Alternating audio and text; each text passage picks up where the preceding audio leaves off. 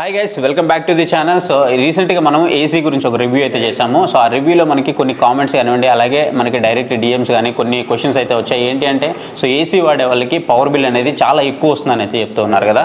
So దానికి కొన్ని చిన్న చిన్న టిప్స్ అయితే చెప్తాను. సో ఇవైతే పాటించండి. సో దట్ మీకు ఏంటంటే కొంచెం పవర్ బిల్లు మరీ తగ్గిపోద్దని కాదు కానివ్వండి, కొంచెం తగ్గుతుంది ఖచ్చితంగా. ఎందుకంటే నేను ఆల్మోస్ట్ 11 years నుంచి ఏసీస్ అయితే యూజ్ చేస్తున్నాను. వీటిలో నేను ఓ జనరల్ దగ్గర నుంచి బ్లూ స్టార్ కానివ్వండి, సామ్సంగ్ కానివ్వండి, అలాగే హైయర్ కానివ్వండి, ఇట్లా నేను ఒక 5-6 రకాల ఏసీలు అయితే ఈ 11 years స్పాన్లో యూజ్ చేశాను. సో దీంట్లో నాకు వచ్చినటువంటి కరెంట్ బిల్లు నేను ఆల్మోస్ట్ ల్యాక్స్లో పే చేశాను అనమాట ఈ 11 yearsలో. సో నాకు వచ్చిన ఎక్స్పీరియన్స్లో నేనైతే మీకు ఈ టిప్స్ అయితే షేర్ చేస్తూ ఉన్నాను. అండ్ ఇదే కాదు, నాకు ఎవరైతే సర్వీస్కి వస్తారో సో వాళ్ళు కూడా నేను అడిగిన ఈ 11 yearsలో నేను అడిగిన క్వశ్చన్స్కి అయితే వాళ్ళు కొన్ని నాకు ఆన్సర్ చేశారు. అవన్నీ కూడా నేను మీతో అయితే ఇప్పుడు షేర్ చేసుకోబోతున్నాను.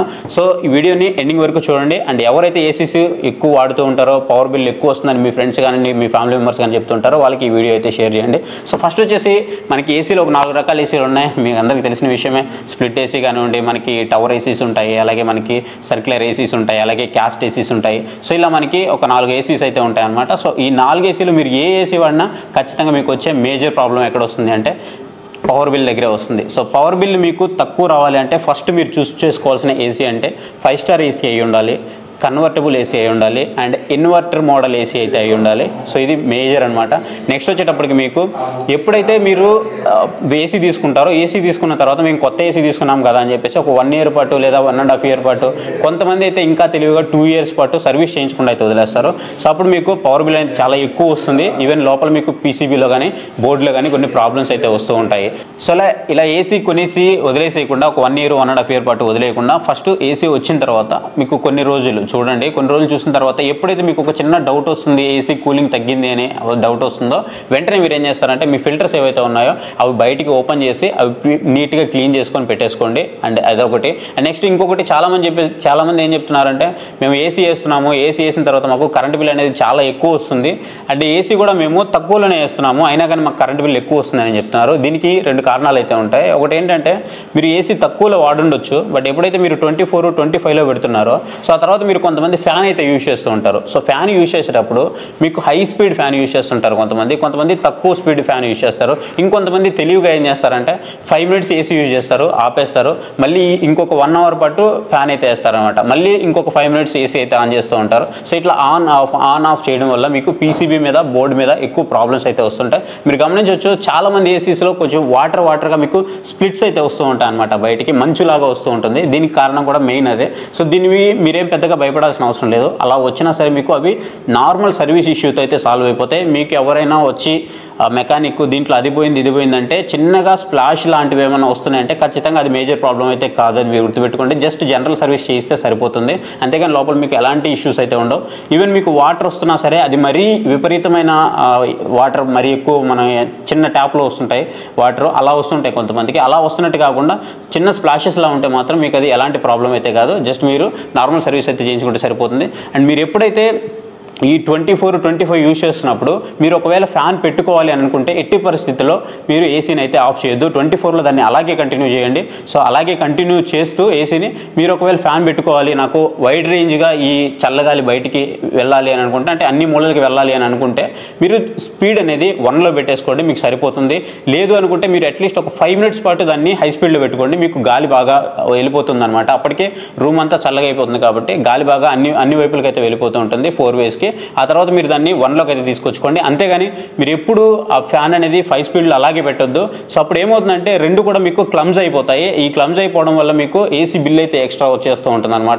ఇంకొకటి ఆ ఫ్యాన్ అనేది మీకు ఎక్కువ హీట్ అనేది ప్రొడ్యూస్ చేస్తూ ఉంటుంది. అండ్ కొంతమంది బిఎల్డిసి కూడా యూజ్ చేస్తుంటారు. బిఎల్డిసి యూజ్ చేసినా, కొంతమంది నార్మల్ కాపర్ వైర్స్ యూజ్ చేసినా సరే, ఏది యూజ్ చేసినా మీకు ఆ హీట్ అయితే ఖచ్చితంగా దాని మీద పడుతూ ఉంటుంది. మీరు ఒకటి గమనించుకోండి, ఎప్పుడైతే మీరు ఏసీ వాడుతున్నారో ఏసీ వాడిన రూమ్లో ఎన్ని ఐటమ్స్ అయితే ఎక్స్ట్రా ఉంటాయో, లైక్ ఏవైతే ఐరన్ ఐటమ్స్ మెయిన్లీ, సో ఎన్ని ఐరన్ ఐటమ్స్ ఎక్కువ ఉంటాయో కూలింగ్ అనేది మీకు అంత లేట్గా అవుతుంది. సో ఏసీ వాడే రూమ్ అనేది ఇప్పుడు కూడా చాలా క్లీన్గా ఉండాలి.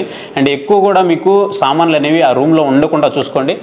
చాలామంది ఏం చేస్తారంటే మాకు అంత ప్లేస్ లేదు అని చెప్పేసి సో ఏసీ ఉన్న రూమ్లో బీరువాలు పెట్టుకుంటారు, ఏసీ ఉన్న రూమ్లోనే బట్టలు ఉంటాయి, అది కూడా కబోర్డ్స్ లేకుండా ఉంటాయి, ఏసీ ఉన్న రూమ్లోని కొన్ని చిన్న చిన్న ఐటమ్స్ అయితే ఉంటాయి, లైక్ గ్యాస్ బండలు కానివ్వండి, ఇట్లా మీకు కొన్ని పెట్టేసి ఉంటారు. సో ఇవన్నీ కూడా మీకు ఎప్పుడు అంటే ఇది మొత్తం కూల్ ఎక్కిన తర్వాత మాత్రమే ఆ రూమ్ అనేది కూల్ ఎక్కుతూ ఉంటుంది. సో దట్ మీకు పవర్ బిల్ అనేది ఎక్కువ వస్తూ ఉంటుంది. అలా రాకుండా ఉండాలి అంటే ఏసీ ఉన్న రూమ్లో మ్యాక్సిమం ఇవన్నీ మీరు అవాయిడ్ చేయండి. సో అవాయిడ్ చేస్తేనే మీకు ఏసీ బిల్ అనేది చాలా వరకు తక్కువ అయితే వస్తుంది. ఎప్పుడు కూడా ఏసీని వెంటనే మనం రూమ్లోకి రాగానే 16లోకి పెట్టడానికి మ్యాక్సిమం ట్రై చేయొద్దు. సో ఎప్పుడైతే మీరు ఇన్వర్టర్ మోడల్ ఏసీస్ వాడుతుంటారో మీకు 24 లిమిట్ అనేది ఉంటుంది. సో ఆ 24 లిమిట్ యూజ్ చేయండి.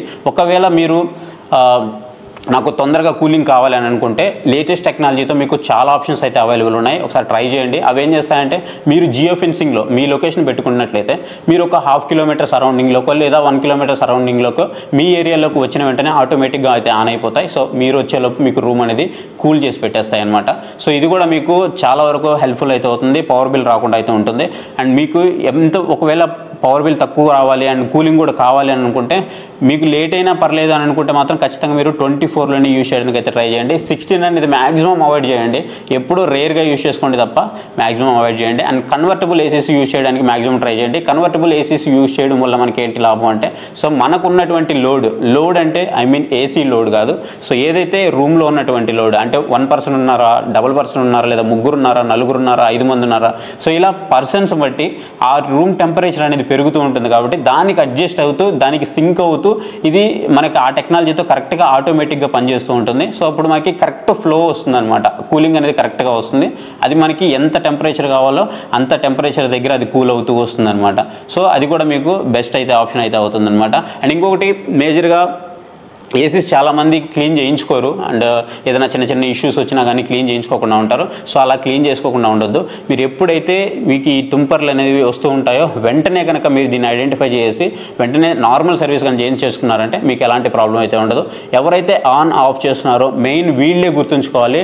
ఎక్కువ మంది మిడిల్ క్లాస్ వాళ్ళే ఈ పని చేస్తూ ఉంటారు, ఆన్ ఆఫ్ అనేది ఎక్కువ చేస్తూ ఉంటారు. సో అప్పుడే మీకు ఎక్కువ పవర్ బిల్ వస్తుంది. కానీ ఎవరైతే రెగ్యులర్గా 24లో యూజ్ చేస్తుంటారో వాళ్ళకి పవర్ బిల్ అనేది రాదు. మీరు ఆన్ ఆఫ్ చేయడం వల్ల ఇంకొక పెద్ద ప్రాబ్లం ఏంటంటే మీకు పీసీబీలో కానీ బోర్డులో కానీ ఎక్కువ ప్రాబ్లమ్స్ అయితే వస్తాయి. మీరు ఏ ఏసీ మెకానిక్ నేను అడిగి చూడండి, ఊరికే మేము ఏసీ అనేది ఆఫ్ చేస్తూ ఆన్ చేస్తూ ఉన్నాం, ఏమైనా ప్రాబ్లం అవుతుందా, పవర్ బిల్ ఎక్కువ వస్తుంది అండ్ లేదంటే మాకు ఇలా ఏసీ మీద ఏమైనా ప్రాబ్లమ్స్ వస్తాయని అడిగి చూడండి, వాళ్ళు మీకు చాలా క్లియర్గా చెప్తారు. మీకు పీసీబీ మీద బోర్డు మీద చాలా ప్రభావం అయితే పడుతుంది అనమాట.